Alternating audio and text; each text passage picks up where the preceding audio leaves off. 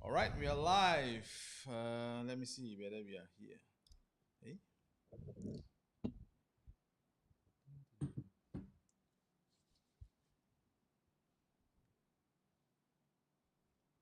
Live, huh? All right, testing 1, 2, 3, 4. We are live. Wait, let me switch the camera. All right, good evening. So this is the first time we are going live with two of my indoor disciples. So let me switch the camera just to check. Those that just come in, kindly say hello so we know that you are here. Okay, Mic so check. the check is all right. Okay. All right. Seems like I'm missing one camera. The another one with YC1. Another one with YC1 is supposed to be the Elgato face cam. Okay, so we have YC here. Kindly say hello. Hello. All right. So, what's the reason? First and foremost, what's the reason why eject? Extremely, nobody eject. So, what's the reason why I started this podcast is because both of my indoor disciples also their age is 16 and 18. So we do have many of the close conversation that we talk about feng shui. They have their question. So the purpose of this podcast is for you guys to have a sneak peek into what is usually the no holds barred conversation that we talk about while I'm educating them, so you can have a sneak preview. So, like in the Chinese say, there won't be any form of censorship when we talk about the knowledge. So, if you are from other schools or you happen to listen in, as we say in Chinese, 最好你们就不要对号入座，因为有一些东西我们有时候我看到在网上看不过眼的，有的时候有一些东西我们也是会探讨。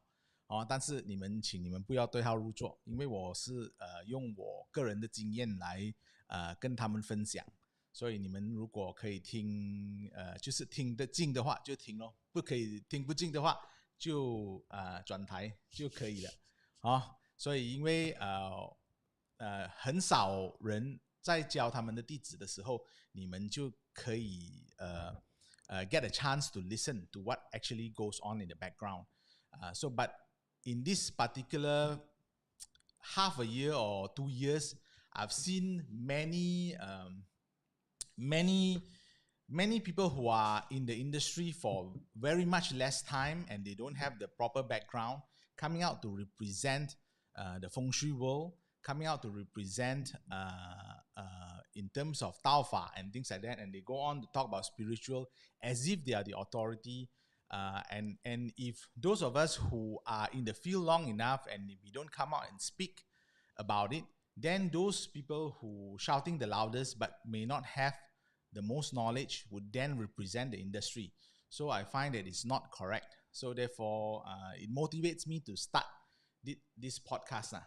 So for those of you who are tuning in, if you like, please do share to your friends so that you can at least get a little bit of different types of views from what is currently on YouTube, on Facebook, on Instagram, and so on. Because sometimes when I do my Ghost Man, Ghost Talk, it's only me alone talking. So when I talk about myself, it seems like there's not much interaction going on. So it's best that currently they are starting to ask questions. So when they ask questions, at least we have a recording of what is going on. Okay, so we don't even have a name for the podcast yet. So we're still figuring out. Supposedly we are supposed to have the podcast few days back, but I sprained my waist. That's why I didn't have the podcast. Anyway, so let's shoot it. So this perspective of the podcast mainly will be from the young audience, and then I'll explain. So for the young audience means that they will start from maybe very basic questions to maybe even advanced question, or maybe some of the questions that they have seen, they are not clear. Some of their friends questions that they ask. So at least we have some different perspective on this, rather than just me alone wanting to just explain to you guys about a different thing. Okay, so what do you have to ask? Okay, our first question. Me and my brother thought about this.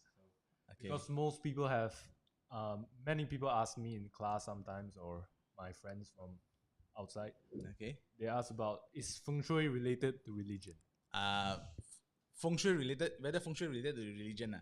Yes. So because you guys grow up in an environment where mainly there's a lot of Taoist factor coming into play. So that's why sometimes you may get confused that feng shui is really part of religion, or part of Taoism, or Taoism is has a part to do with feng shui. Actually, both of it, there's no relation at all. It's just that in the olden days, the first generation of our Han Wu Pai, the first generation feng shui master himself is actually a Taoist master.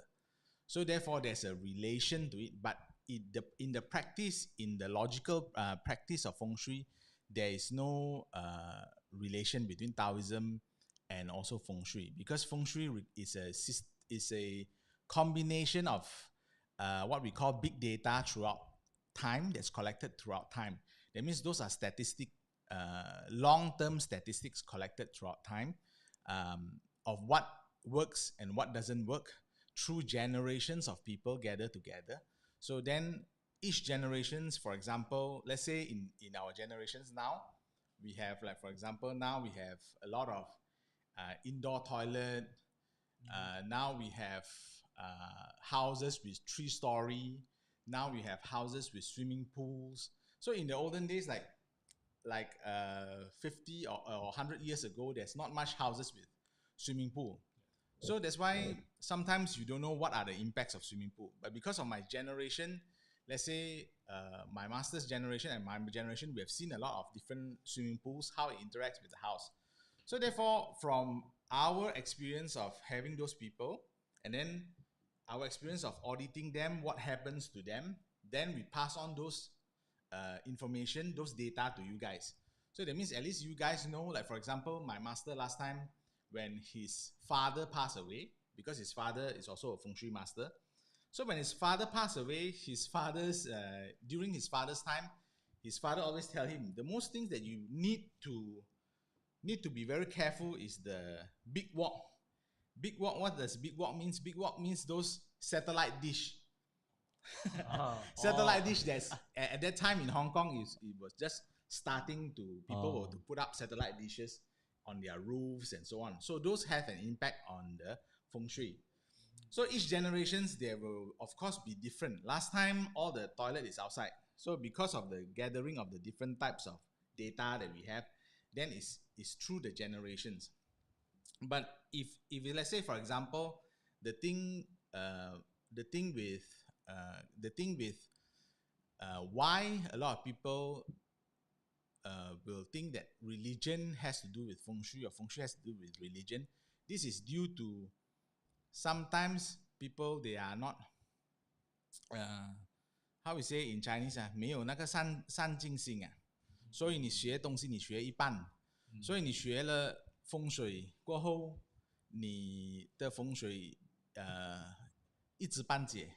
So you half, you know half, you don't know half. So halfway. So halfway you don't know, then you try to use talisman to make up for the things that you don't know. So for example, they tell you, how come my son got no girlfriend? So then you cannot figure out how to correct the situation on the feng shui part to make that person have more peach blossom or things like that.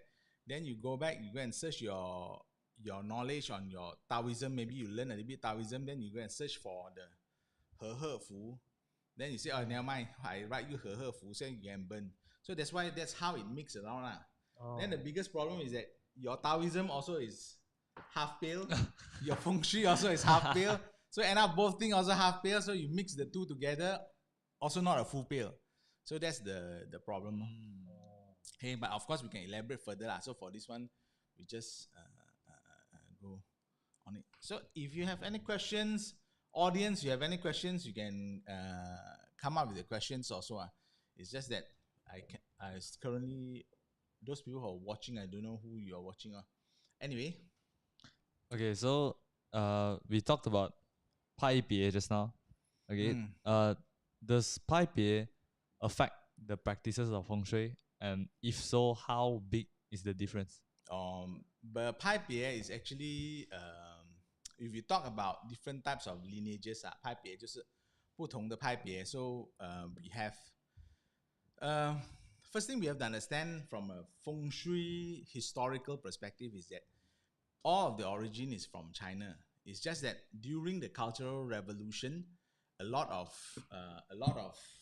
feng shui master during Cultural Revolution they leave China because China doesn't allow any practice of feng shui. So some would have escaped to, we say escape lah, because during that time there's a severe prosecution for Taoists, and then there's also severe prosecution for anyone who practice feng shui. So some they would migrate to places like Australia, some would go to Indonesia, some would go down to Singapore, Taiwan, and also Malaysia. So those are the different types of lineages that comes on. For in terms of Taoism as well, also there are different, they migrate also to different areas. So then, in terms of the Pai Bie, it also depends on the practice. So for example, if let's say, like for example, my master's father, in his generation, after he came down during Cultural Revolution, comes down to Hong Kong, the Yunlong area. In his lifetime, only he managed to do about 3 tombs for his whole lifetime. So that is considered very, very few compared to my master's time. My master one day can do 3 in feng shui. So that's why it doesn't matter what sort of lineages, because you need to practice. Just like when we send you to, for example, you go to your cadet in school. So it doesn't matter who your cadet instructor is. Even if you have good cadet instructor, but you didn't go to do your marching, you didn't do your practice, I ask you to do your practice, you cannot form a great formation, right? So it's like, if you do not have a chance to practice what you learn in that particular period of time, then you would not be able to gather the experience. So the lineages is important, is that your basic is set right. But once your basic set right, you have not had the variations, then that means your hours of practicing is not there. So for example, like doctors or like pilots, you need or in order for you to get to your from first officer to captain, you need to have your specific hours of flying. That means your experiences. So for example, if you don't have the experiences, right, the theories that you learn, because the person, the household that you go to, they have different types of 八字, different type of destiny, and then different types of destiny on a different types of house, on different types of qi. You need to know how they function. So, but just learning the theory, the layout plan is almost infinite. So you need to, while your master is still alive, then you have the ability to ask questions and all that.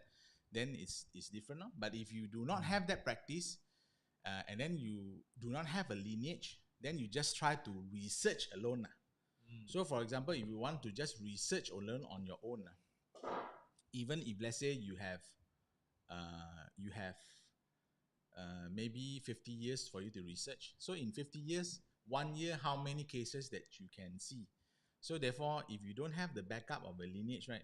So that means you don't have the database before you. So you lost your database. Now you only have that specific limit of database. So then, therefore, you cannot make any use of it because it's very limited to only what you know. not what the previous people know. So that's why when we say you can, it's almost laughable when people talk about they form feng shui research center, because I've always said that, because you cannot have a feng shui research center in your lifetime. So therefore, next time also please don't go and put your signboard saying a ham feng shui research center, because all the 同行会笑你们的，因为什么去？因为你我们的传承下来的东西，你们用也用不及了，还要去做 research， 怎样去做 research？ 所以不要给人家笑。So that's why we don't do those research centers. Research centers only prove that your masters haven't taught you enough things, so you need to go and do trial and error on your client. So which is not right, because you're taking people's money, then you're going to trial and error on them. Imagine a trial and error. Imagine your doctor trial and error on you, opening you up and then trial and error, see whether which one works on you, which one doesn't work on you. So unless you are professional, only you can only go and operate, go into the operating theater. If you're a specialist, or if you're not yet, then you go inside, go and research on them. People only do research on cadavers. You know, cadavers means that while you are a medical student, you study on the dead body, and you can go and do research on the dead body. You don't do research on the live body. So, okay. So, another common question is, does feng shui guarantee wealth and luck? Feng shui doesn't guarantee wealth. Because feng shui is very related to there's always a wording because you can see a lot of things I learned from my master. So 刘师傅常常讲的，我们没有狼狈的风水，只有狼狈的八字。So it means that the feng shui we cannot use to its peak. It's not due to the limit of the knowledge of feng shui. It's due to your limit of your destiny. So 冇狼狽嘅風水，只有狼狽嘅人。So that means if your 八字, let's say if your 八字 has that potential to be rich, then with the use of feng shui, you can become even further than that. So it's a maximization tool. Yes, it's a maximization tools. Is because we are governed by our environment. So because environment, of course, if you have the right mindset, currently every day you watch TikTok about mindset, about people talking about success, you know how mindset sets you apart and all that. But mindset, you need to think and you need to program. Yes. That means you need to think, program. You look every situation, you need to remind yourself. That means while you're trying to change. But for feng shui, is that the environment affects you unconsciously. So wherever you are, if the environment itself is not set up correctly, for example, your destiny requires maybe water. So we place you in an environment where there's a lot of fire, there's not much water. So you will tend to have a lot of different fantasies about money, but then you don't have any ideas to go and execute to get that money. So every day you will be daydreaming about money, but then you don't have a solid plan. So, but that environment affects you on the long term. So, but no matter how hard you try to outthink the environment, it's always there. Yeah. So then, whether it guarantees you the being rich or not is that once you know your destiny, what are your requirements, you made the setup to feature, to match it, but then further you need to have a plan. Of course, that requires work. Nothing comes down from the sky. Okay, so we have heard a lot about 八字 and feng shui, and I've heard a lot of people having this, I would say, misconception that feng shui is possible without 八字. Feng shui is possible without 八字. it depends on what type of feng shui. We have different types of feng shui. Is that, for example, if let's say the feng shui we are doing for businesses, it doesn't require the parts of the person, because it will only reflect on the types of business and also the element of the business. So if it's a wait, let me shift. So if it's a for example, if it's a household, then we need to match it to the person. The problem is that this is the most basic problem with people who are starting to learn. Next time you will meet a lot of them in the field, or when you talk about feng shui with your peers, is that a lot of people, when they learn about feng shui, we have a saying, when you are the hammer, everything looks like a nail. So that means it's like those people who are starting to learn about feng shui, they think that they can change everything in terms of the results. That means, oh, your business no good, means that I haven't yet audit your feng shui. If I audit your feng shui, any beggar also can become a business owner. Okay? This shop closed down. Oh, because haven't done feng shui, if I do the feng shui, then that means the shop definitely prosper. Oh, this person, how come gone bankrupt? Or because I haven't do the feng shui, if I do the feng shui, they wouldn't go bankrupt. So it's like when you learn the first skill, or everything else, that means everything you see also you think that you can provide the solution. All right. So if feng shui can provide solution, then we have the saying, then this world don't have any beggars already. 世界冇乞衣啊，有風水啊，全部人識風水，世界冇乞衣啊，就沒有乞丐了，這個世界。So, coming back to your question, is that again, previously, because of the flying stars in the 80s and 1980s, before you guys were born, about 40 years back, very famous for flying star. So during that particular period of time, a lot of masters, they are very particular in the flying stars alone. So they get the measurement of the house, where the house is facing, then they're able to draw the star chart of whether the sitting mountain and so on. Then they will do the arrangement according to the stars thing. Okay, but then during the 80s up until the 90s, slowly the different practitioners in Hong Kong, they incorporated the 八字 into their feng shui. It's just that because Hong Kong and Malaysia and Singapore, there's a distance away. So there's not much people who actually go and learn from there and mix with the culture or mix with the masters long term. So they don't know that actually those people who are using flying star already, they will have a brief look at the 八字, the destiny, and then see, let's say for example, if they place them sit on the south, whether that matches their 八字 or not. For example, let's say the south has a prosperous star, then they will see whether it has a matching or not. But that is not echoed to their students or some of the people that learned from them before. So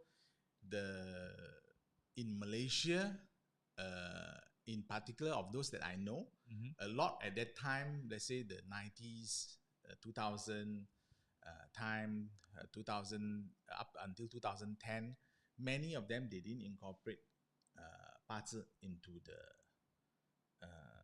their feng shui practice. So that means there are chances that will have let's say 25% or more, that those people will be placed on positions that is not accordance to their requirement. So then they will have problems later. Okay. So we cannot say because a lot of people are still very adamant about what they learn, and then because one thing you have to understand, flying star is easy to learn, easy to master, because there's a fixed formula. Oh. That means as long as you memorize the formula, Mhm. you memorize what sort of star is you can use, what sort of prosperous star. That means, for example, now we have period 9, so 9 and 1, all those you see, then those are prosperous area where you can place.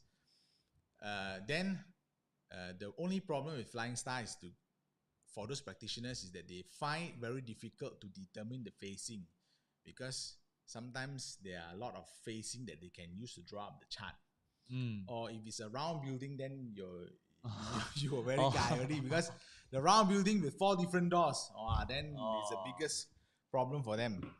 That's the thing. So therefore, 八字 on the other hand, it's easy to learn but very difficult to master because of the variations. So therefore, if you want to use part of the 八字 as your driving engine for your feng shui knowledge, it requires a longer time, and then it requires you to be able to master the 八字 first, because your whole decisions will then be based on the person's destiny chart, which is not easy, and not many people are willing to commit to that. Okay. So another question. Are some common superstitions around feng shui, are they true? Such as placing crystals in house, or shillings in corners of your house. Is that true? You saw somebody Yeah, long time ago. when you were young. Yeah. When you were young. Yeah. Do we have any crystals in our home? No.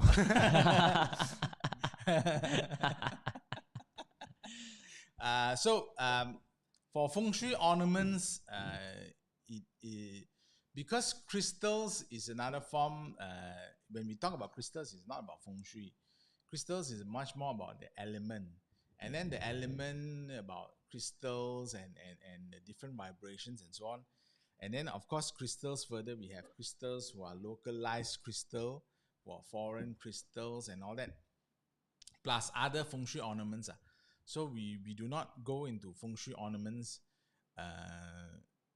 because I don't have how we say, big enough warehouse to put different types of things to sell to my clients. So therefore we don't buy stock and keep the ask people to buy this, and then you place 3 bottles on the corner. Then you fatal already. So, but in order to sell the 3 bottles, then we have to stock up 100 bottles and put somewhere to find the person who need the thing. So you don't laugh.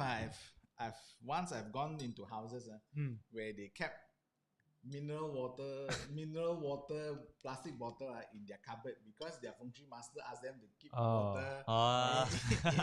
Ask them to keep water in the cupboard. Then I said, hey, why you keep the water here? They say, oh no, because this one we need water ma. So the previous feng shui master asked us to 放那个水在那个橱里面 portable water. Then I asked, 那么这个就叫水？对啊，这个水就放这边就可以忘那个。So it's all plastic mineral water. Then walao, then the house different. At least in Hong Kong, they say you go to the banks and collect the bank's water.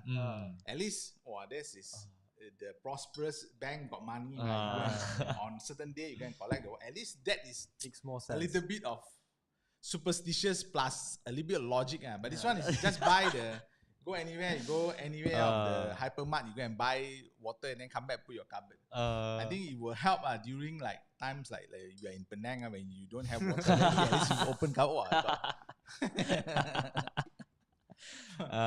So feng shui ornaments, we don't do that because it's how we say, people like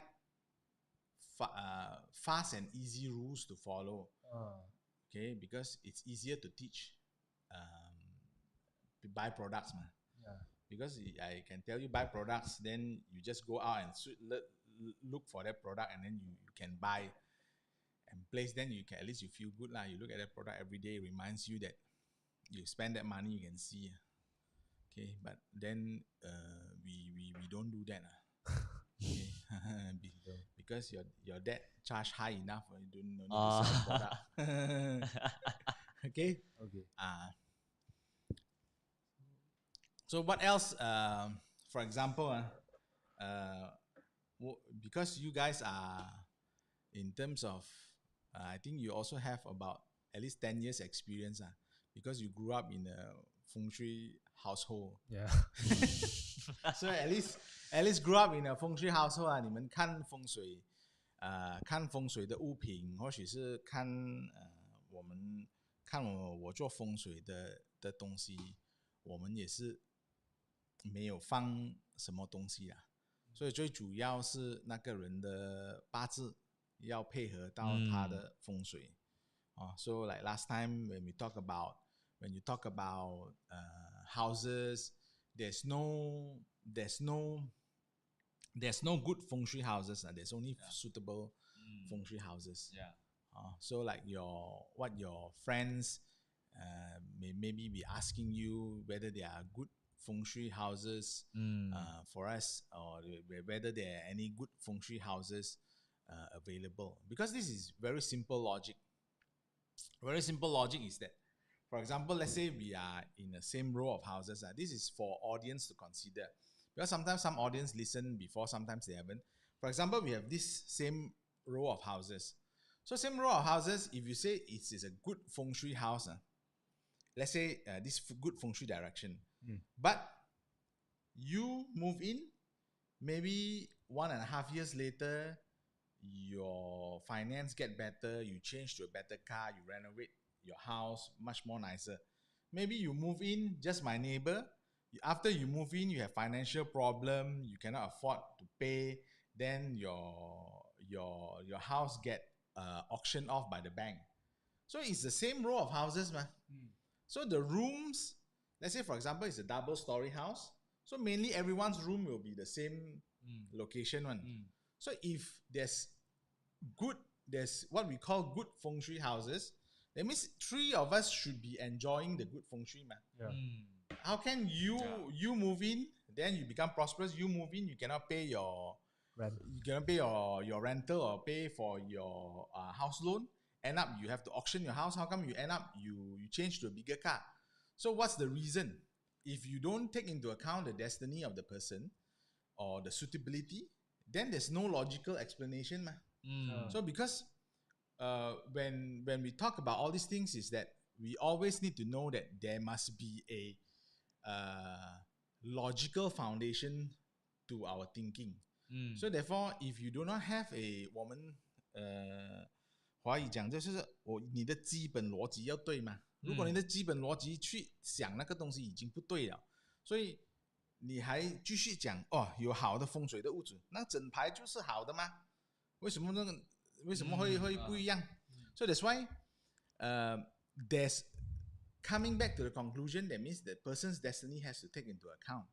But then we cannot say another way is that sometimes last time when we were studying like 20 over years ago, there's also a lot of feng shui master who like to say, this is because your karma. So instead of using the feng shui using the principles of the destiny to fine tune the feng shui, we use it as an excuse due to my knowledge not enough. After you move in, then you bankrupt. I said, this one karma. Sorry. Because we are enjoying good feng shui. So your karma got problem, therefore you have to auction off your house. But without knowing the reason, we can only put the blame onto your karma.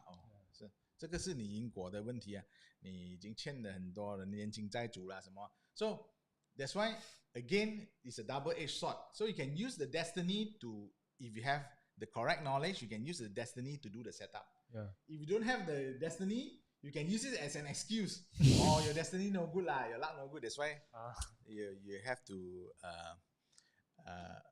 change to that. So you have to be very careful about how you use it to explain or to think further on your knowledge.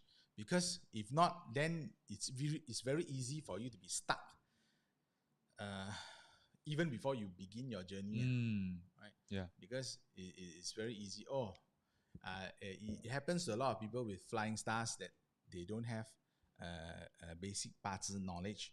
is that they said they will say, oh yeah, this one due to your karma not good because I place you on the very prosperous star, you still cannot get anything also that means your karma no good. Okay, so therefore a lot of people the day I saw one podcast also they talk about this is that they try to research on the person and then they are only start to talk about maybe there's a correlation between destiny and feng shui. So maybe. So they thought that they discovered something new. So this thing is for so many years already. Now only they start to think, 所以请你不要对号入座，我们只是在探讨。所以 so now only they are starting to say, there's a correlation. They think so 这个东西人家的传承已经用了那么久了，所以如果你们有一点勤劳的话，去读多一点风水的书的话，你们就会看得到，已经有很多人用八字跟风水连在一起用，所以不是第一天，或许是不是一个新的东西，你们才发觉到，所以为什么we have to come out and talk a little bit lah, because if not, then everybody thinks that this is a new thing that you need to research. So all of this has been done very long time. Okay, but of course,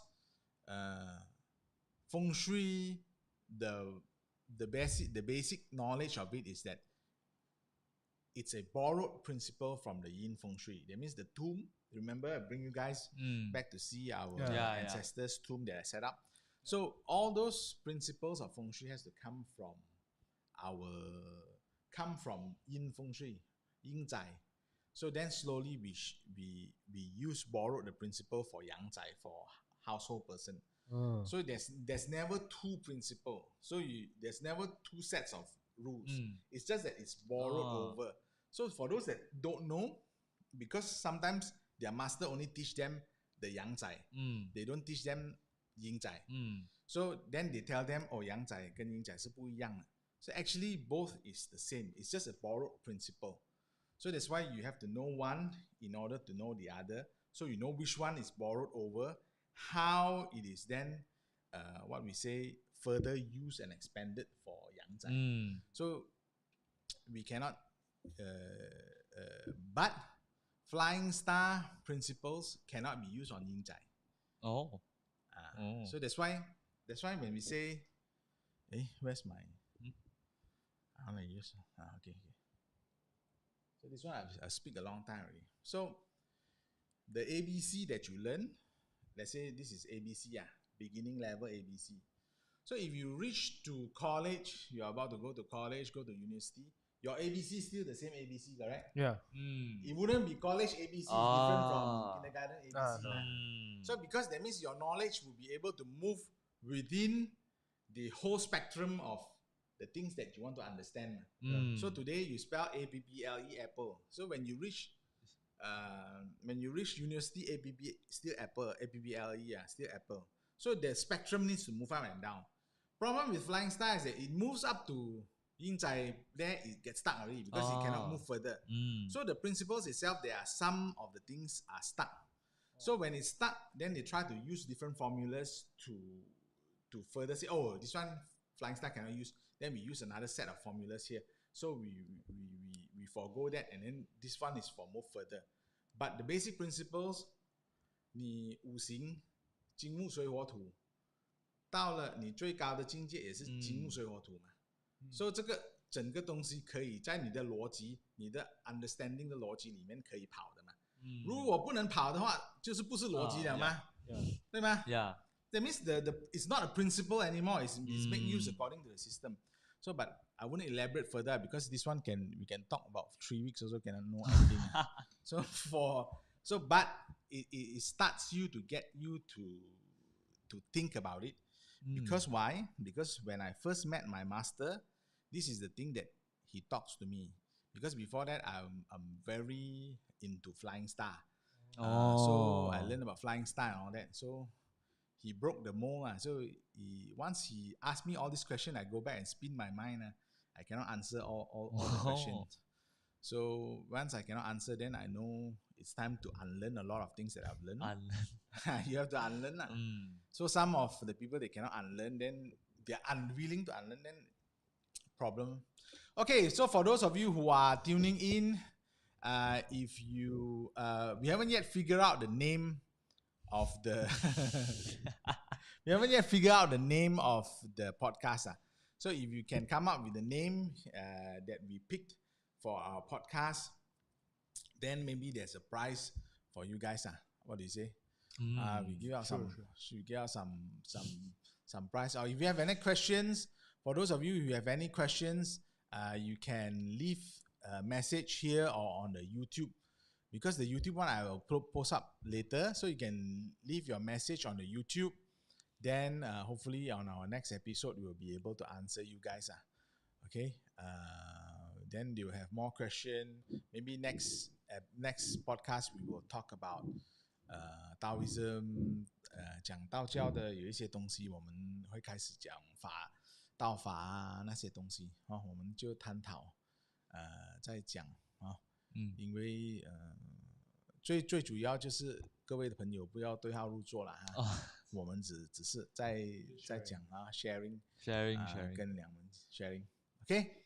So I think this is so far work okay. So we will end this live while it's 40 minutes, the podcast. So thank you for tuning in. We are still trying to figure out all the different aspects of the podcast in terms of the arrangements or the videos or the things like that. Okay, so hopefully for the next one, we'll get even better. All right, so thank you for tuning in.